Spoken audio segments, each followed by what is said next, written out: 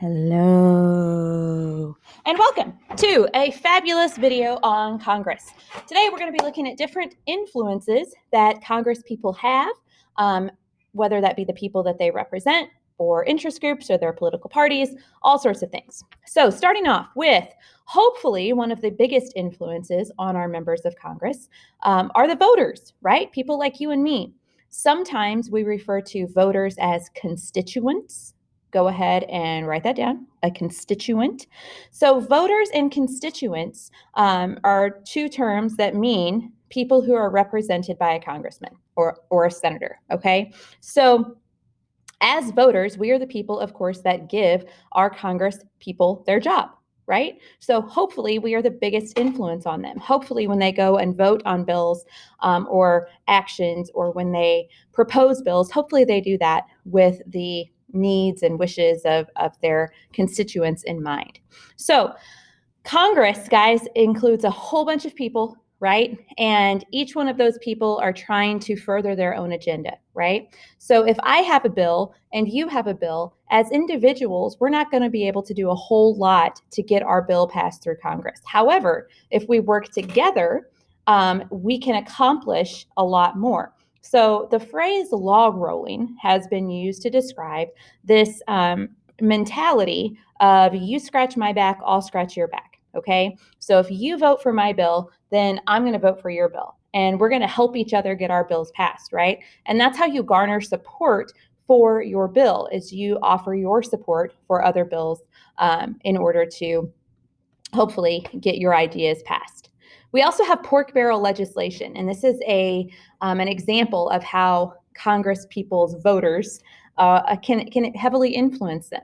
So pork barrel spending is, and I'll draw this on the board in class, is a phrase that describes using federal money for local projects, okay? Using federal money for local projects. So the idea here is that, and this is where the phrase comes from, that you are going to, as a member of Congress, dip your hand into the federal treasury or the pork barrel, and you're going to pull out a piece of fat or you're going to pull out a piece of bacon, right? And you're going to bring home the bacon to your constituents. So bringing home the bacon is like bringing home money.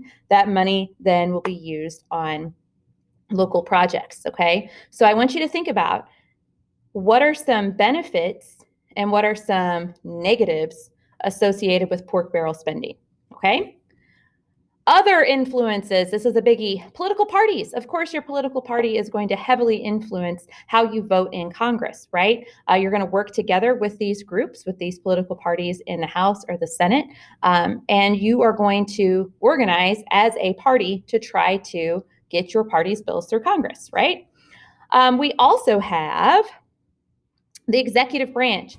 Over the past, over forever, the executive branch has had a really big influence on Congress, right? The executive branch includes the president. The president gets elected by the people based on all of these ideas that he has and all of these laws that he wants to pass through, but he really can't do that unless he has the support of Congress. So the executive branch is constantly flooding Congress with ideas and suggestions for legislation, so they're a big influence as well. We also have interest groups. So if you are a congressperson, you are probably going to get the attention of some interest groups. And an interest group is as it sounds, group of people who share a common interest. And their goal is to try to influence members of Congress to vote a certain way, okay? And these interest groups are led by lobbyists. And they get their name because to lobby someone means to encourage them to do something. Okay. And the last influence we want to talk about today is a political action committee.